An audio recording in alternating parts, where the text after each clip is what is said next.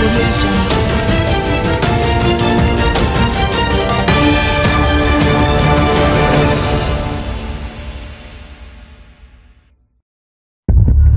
DB Harun? এ প্রশ্ন যেন talk of the town. নানা সময় বিতর্কিত কর্মকাণ্ডের কারণে আলোচিত এ পুলিশ কর্মকর্তা। ঢাকা মহানগর পুলিশের ডিবির প্রধান থাকায় তিনি দেশের মানুষের কাছে ডিবি হারুন নামে পরিচিতি পান। ডিবি হেফাজতে থাকা অবস্থায় বিভাগের প্রধান হারুনের নির্দেশে সমন্বয়কদের জোর করে খাবার টেবিলে বসিয়ে ভিডিও করা হয় বলে অভিযোগ তোলেন সমন্বয়করা। সমন্বয়কদের ছেড়ে দেওয়ার আশ্বাস দিয়ে পরিবারকে ডেকে ১৩ ঘণ্টা বসিয়ে রাখা হয় এবং আন্দোলন প্রত্যাহারের মিথ্যা ঘোষণা দেয়া হয় মিডিয়ায়, এমনটাও অভিযোগ তোলা হয়। তাই শেখ হাসিনা পদত্যাগের পর হারুন এখন কোথায় আছেন তা নিয়ে জনমনে প্রশ্ন উঠেছে। জানা গেছে ৫ই আগস্ট শেখ হাসিনার পদত্যাগ ও দেশত্যাগের খবর ছড়িয়ে পড়লে লাখো জনতা ওই দিন দুপুর থেকে নেমে আসে ঢাকার রাজপথে। ঢাকার যাত্রাবাড়ি, পুরান ঢাকা, পোস্তগোলা দিয়ে প্রথমে শহীদ মিনার ও পরে গণভবনের উদ্দেশ্যে ঢলে অনেকেই সচিবালয় ও বঙ্গবাজারের সড়ক দিয়ে এগোতে থাকেন।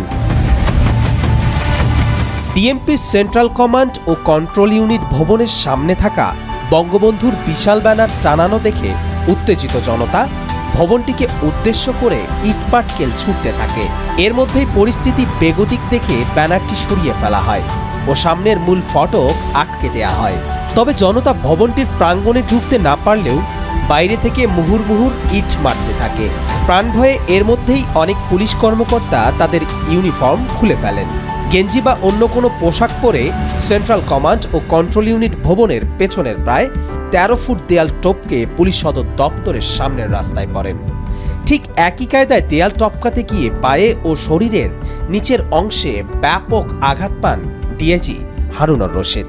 পরে সেখান থেকে তিনি আইজিপির সঙ্গে চলে যান পুলিশ সদর দপ্তরে। বিকেলে পরিস্থিতি কিছুটা স্বাভাবিক হলে আবারও পুলিশ সদর দপ্তর লাগোয়া ঢাকা দক্ষিণ সিটি কর্পোরেশনের দেয়াল টপকে কোনো রকমে প্রাণে বেঁচে ফেরেন হারুন। ওই দিন রাতে তিনি কোথায় ছিলেন সে বিষয়ে নিশ্চিত করে কিচ্ছু জানা যায়নি। তবে পুলিশের একটি সূত্র বলছে তিনি কূটনৈতিক এলাকায় একটি দূতাবাসে আশ্রয় নেন। ২০০৬ সালের ডিভি লটারিতে আমেরিকার ভিসা পান হারুনের স্ত্রী। বৈধ ভিসায় থাকায় সেই সূত্রে আমেরিকায় পালানোর চেষ্টা করেন তিনি। যোগাযোগ করেন মার্কিন দূতাবাসেও, নিশ্চয়তা চান তাকে অক্ষত অবস্থায় বিমানবন্দরে বিমানে তুলে দিয়ে আসার। তবে কূটনৈতিক সূত্র জানায় তার প্রস্তাব নাকচ করে দেয় দূতাবাস। পরে তিনি সেখান থেকে ফিরে আসেন। এরপর বিকেলে কাউন্টার টেরোরিজম ইউনিটের সোয়াতের একটি গাড়ি তাকে মিরপুরের দিকে একটি জায়গায় দিয়ে আসে। সেখানে কিছু ব্যক্তির সাথে আলাপ করে বিমানবন্দর দিয়ে পালানোর চেষ্টা করেন হারুন। গাড়িতে করে পৌঁছেও যান বিমানবন্দরে। তবে বিমানবন্দরের টার্মিনালে প্রবেশের আগেই জনতা তাকে দেখে চিনে ফেললে মারধরের শিকার হন। গুরুতর আহত অবস্থায় তাকে সেখান থেকে নিয়ে যাওয়া হয় রাজধানীর একটি বিশেষায়িত হাসপাতালে। সবশেষ খবর পাওয়া পর্যন্ত হারুন সেখানেই চিকিৎসাধীন অবস্থায় আছেন বলে জানা যায় বিভিন্ন সংবাদ মাধ্যমে।